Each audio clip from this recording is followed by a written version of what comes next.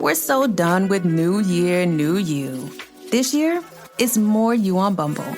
More of you shamelessly sending playlists, especially that one filled with show tunes. More of you finding Geminis because you know you always like them. More of you dating with intention because you know what you want. And you know what? We love that for you. Someone else will too.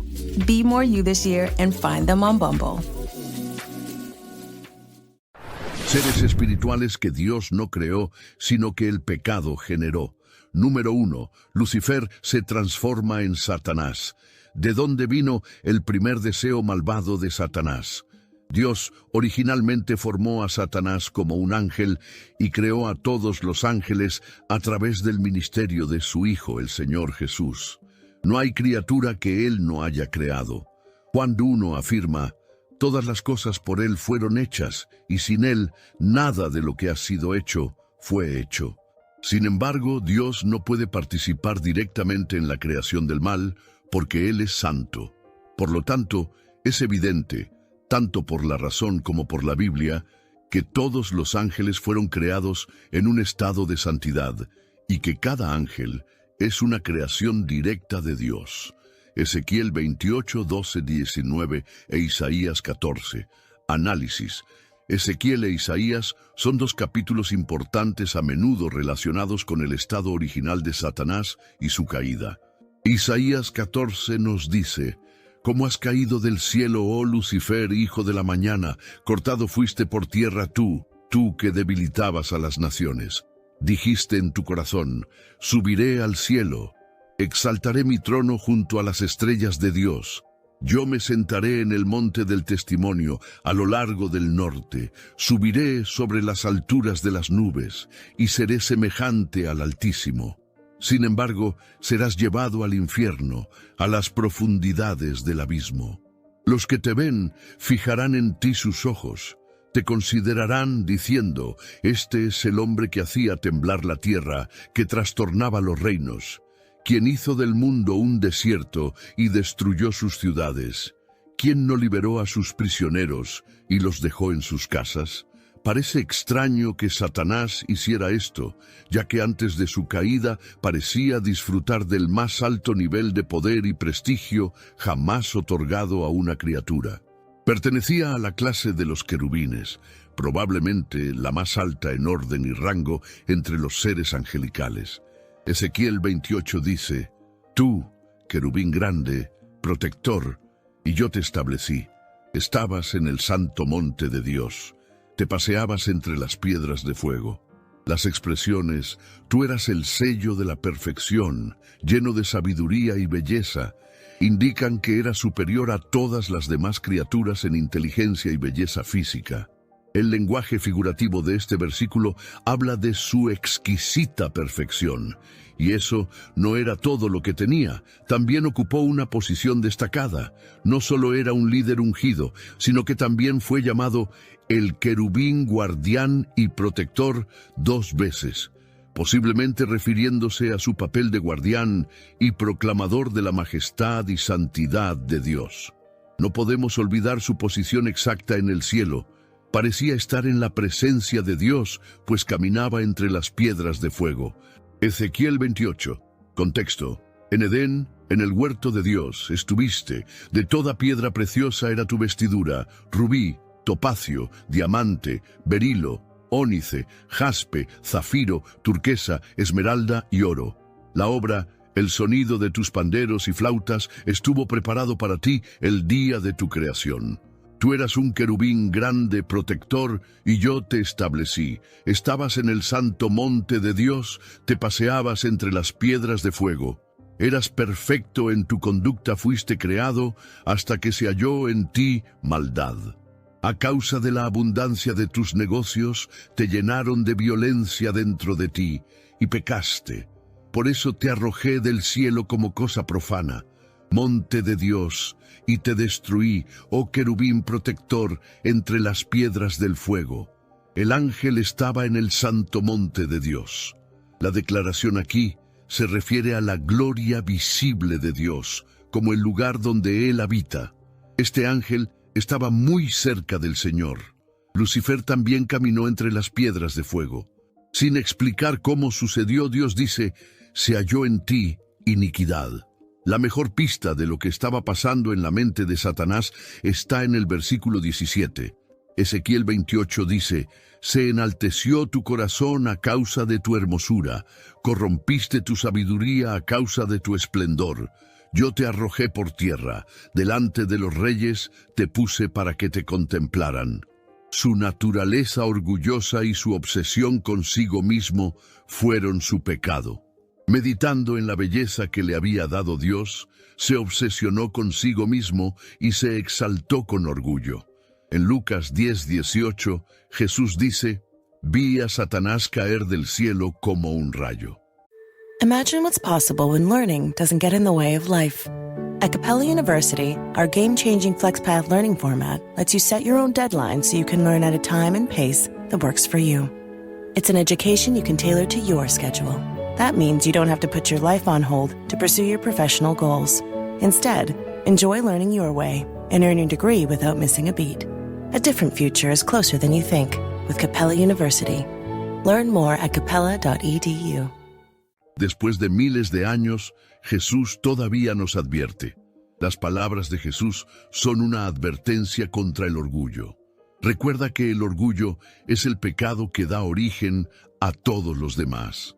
El orgullo excesivo de Lucifer provocó su caída de la gracia y su expulsión del cielo. Tenga cuidado para evitar este peligro potencial. Lucifer se exaltó a sí mismo debido a su orgullo. Así, Dios lo quitó de su posición original en el cielo. Las palabras mercancía y comercio pueden referirse al intento de persuadir a un gran grupo de ángeles para su causa malvada. Su morada fue contaminada por su pecado y su caída fue contra Dios. Sin embargo, continúa ejerciendo tiranía sobre el pueblo. Su destino está sellado, pero solo en el juicio final será confinado al lago de fuego. El pecado básico de Satanás parece ser el orgullo. Isaías ilustra su orgullo expresado en una rebelión decidida. Tenga en cuenta las 5 ocurrencias de subiré en los versículos 13 y 14. Las 5 declaraciones subiré expresan específicamente la autoproclamación y rebelión de Satanás. Es probable que estos comentarios sean un retroceso a sus objetivos iniciales en su circunstancia original, justo antes de ser expulsado de la presencia de Dios. Esto parece encajar con la acusación, probablemente hecha por Dios, en el versículo 13. Pero tú decías en tu corazón. Las 5 declaraciones hablan de la aspiración de Satanás de ascender por encima de la esfera en la que fue creado y posicionado cuando fue traído a la existencia. Él declaró su propia voluntad contra la voluntad benévola del Altísimo. Primero dice, subiré al cielo. Puesto que Satanás tenía acceso a la presencia misma de Dios como querubín principal, esta declaración no significa que él visitaría, sino que moraría allí. Esto indica que él buscaba residir en la morada de Dios y muy probablemente deseaba ser reconocido como igual a Dios. Luego dice, por encima de las estrellas de Dios levantaré mi trono. Las estrellas, como hemos visto, son referencias a los ángeles. Dice además, me sentaré en el monte del testimonio. Según Isaías 2 y el Salmo 48, el monte de la congregación es el centro de la administración del reino de Dios y parece estar asociado con el gobierno terrenal del Mesías en Jerusalén. Satanás también querría gobernar los asuntos. Su cuarta declaración, subiré, es por encima de las alturas de las nubes. Lucifer poseía una gloria magnífica dentro de él, que era un reflejo de su creador. Ahora, sin embargo, codiciaba una gloria mayor o igual a la de Dios. Entonces, Satanás dice, seré como el Altísimo. Esta es la culminación de todos los actos anteriores de autoproclamación y rebelión contra Dios. ¿Por qué? De todos los títulos que tiene Dios, Lucifer escogió este para sí. Es importante tener en cuenta 2 cosas. En primer lugar, Satanás no quería ser diferente de Dios. Admiraba el poder y la autoridad de Dios y los deseaba para sí. Él preferiría usurpar la autoridad de Dios antes que someterse a ella, porque nadie puede ser como Dios, y aún así permitir que Dios sea Dios, porque no hay nadie más como Él. Dios no compartirá su gloria ni su posición con nadie más. En segundo lugar, Satanás deseaba ser como Dios principalmente en términos de autoridad y control. Su intención era sustituir a Dios, pero acabó convirtiéndose en un falsificador y no en un sustituto. Con la rebelión vino un cambio de personalidad. Toda la santidad que derivaba de su Creador se perdió, y la corrupción tomó su lugar. Incluso, reflexionando, ya no podía ser como Dios. Por si os lo preguntáis, este fue el mayor desastre del universo. ¿Por qué? Por varias razones. En primer lugar, no existía ningún ejemplo previo. Esto marcó el comienzo de una revuelta contra el Dios Santísimo. En segundo lugar, el mayor nivel de sabiduría que poseía le proporcionaba mayor luz y comprensión de la gloria y la bondad de Dios, contra quien había pecado. Lucifer, la estrella de la mañana, hijo de la aurora, que brillaba con la santa luz de Dios, se convirtió en Satanás, el opositor de todo lo que Dios es. A pesar de haber sido expulsado de su exaltada posición, Satanás aún conserva algo de su dignidad. El pasaje implica que su influencia y poder todavía se sienten. Ni siquiera el arcángel Miguel se atrevió a pronunciar juicio acusatorio contra él. El juicio de Dios tenía que venir en su justicia moral contra un pecado tan grande. Él será arrojado al Seol, a las profundidades del pozo, y lo mismo ocurrirá con todos los que le sigan. Pero esto ocurrió en el tiempo de Adán o antes. No hay una revelación clara de cuándo cayó Satanás, pero hay límites de tiempo que podemos deducir de la evidencia bíblica. Si asumimos que los ángeles fueron parte de la creación de Génesis 1:1, entonces su caída sigue a ese punto. Sin embargo, es posible que los ángeles existieran antes de la creación de los cielos y la tierra. Los ángeles estaban presentes cuando Dios puso los cimientos de la tierra y estableció sus medidas, pues las estrellas de la mañana alababan juntas, y todos los hijos de Dios gritaban de alegría en aquel tiempo, como nos dice el libro de Job 38. Cantaron juntos, y todos los hijos de Dios, ángeles, gritaron de alegría. Todos los ángeles se regocijaron con Dios. Así que en algún momento después de la creación original de los cielos y la tierra, todo lo que era muy bueno, Satanás y sus ángeles cayeron. Satanás ciertamente cayó antes de Génesis 3, donde se registra la tentación de Adán y Eva. Cayó antes que el hombre, pero no se sabe si fue antes o después de la creación del hombre.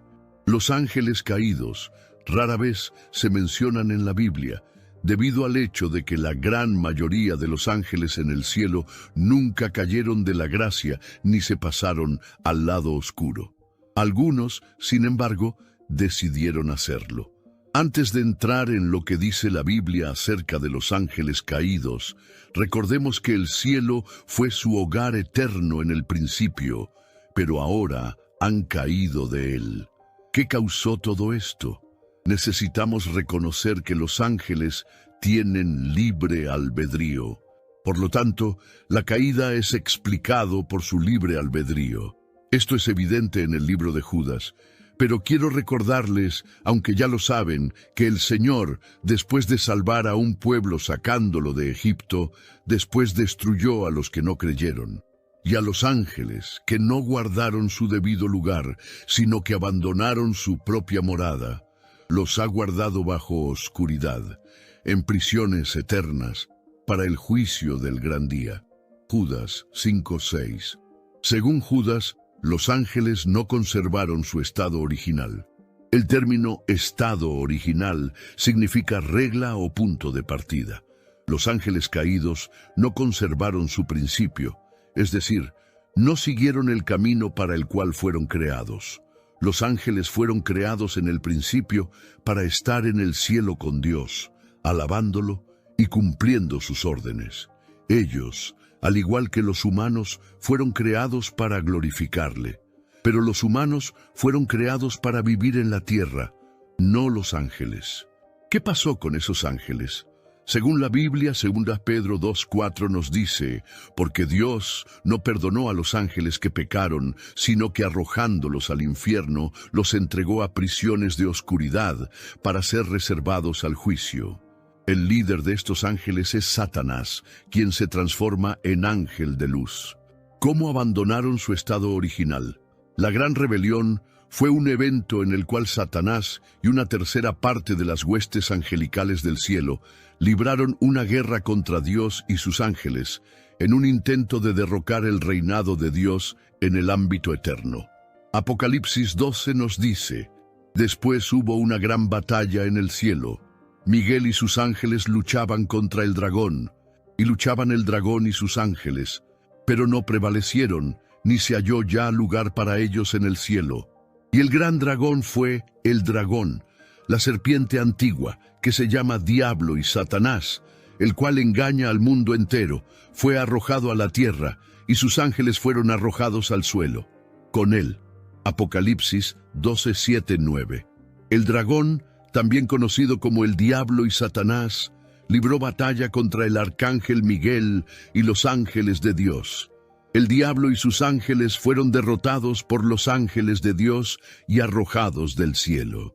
Apocalipsis 12 también nos dice que una tercera parte de la hueste angelical siguió a Satanás en su rebelión. Su cola arrastraba la tercera parte de las estrellas del cielo y las arrojó sobre la tierra. Apocalipsis 12:4. La mujer estaba lista para dar a luz, y el dragón estaba preparado para devorar al niño tan pronto como naciera. Ella dio a luz a un niño, destinado a gobernar todas las naciones con vara de hierro. Sin embargo, el hijo fue arrebatado hasta Dios y su trono.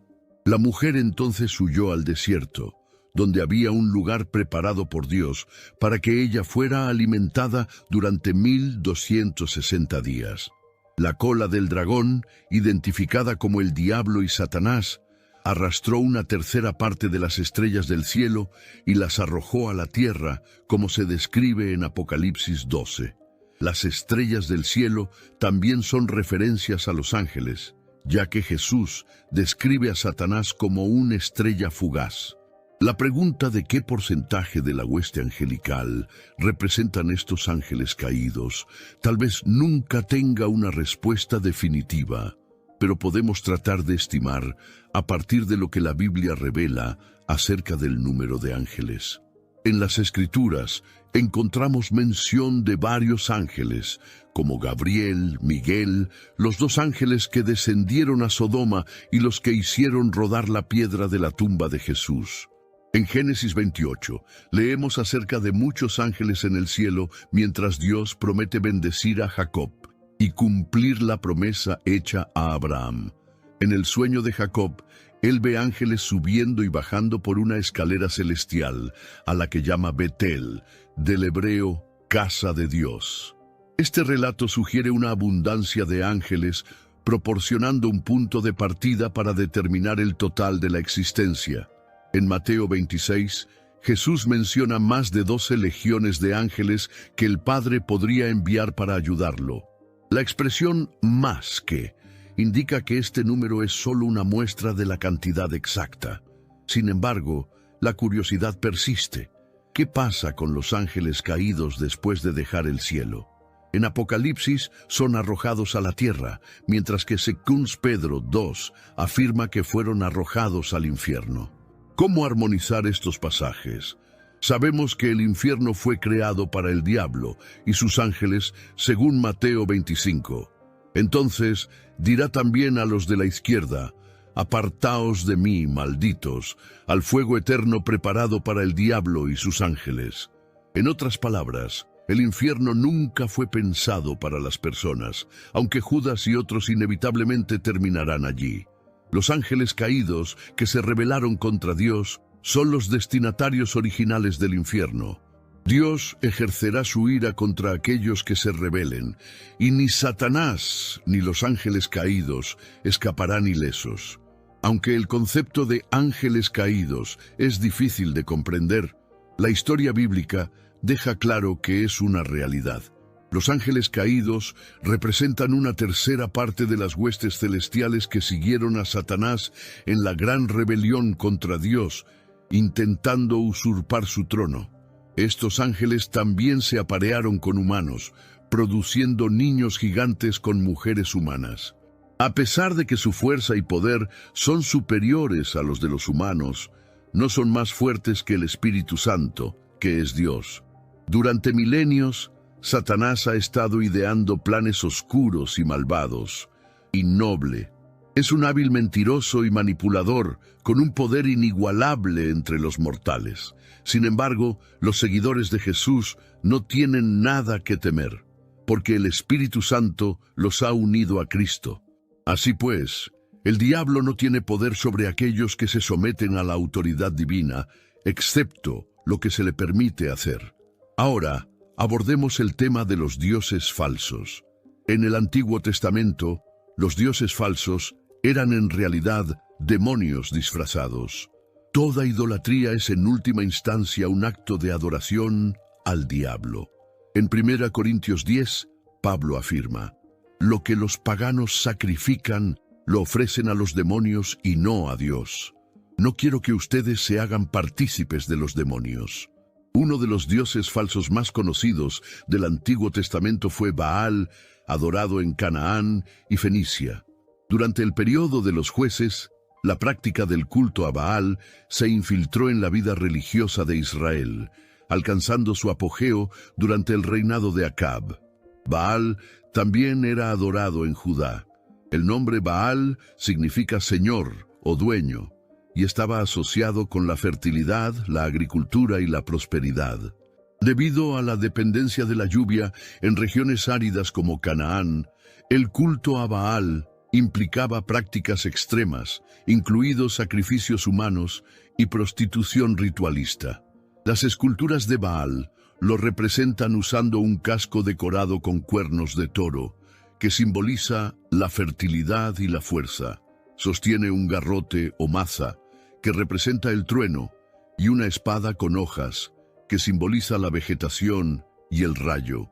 En las esculturas arameas, Baal aparece montado en un toro. Anat, conocida como la Virgen Anat, era su esposa y hermana, y compartió muchas de sus aventuras. La evidencia sugiere que Baal y otras deidades cananeas eran adoradas en Egipto, pero no representaban una amenaza importante para la religión egipcia debido a dos factores principales. Primero, los israelitas no expulsaron completamente a los cananeos y terminaron casándose con ellos, creando una relación problemática entre Yahvé y Baal. En segundo lugar, Yahvé había dado a los israelitas una gran victoria sobre los cananeos, afirmando su supremacía. Baal era considerado más poderoso que los demás dioses, superando a él, quien era visto como débil e ineficaz.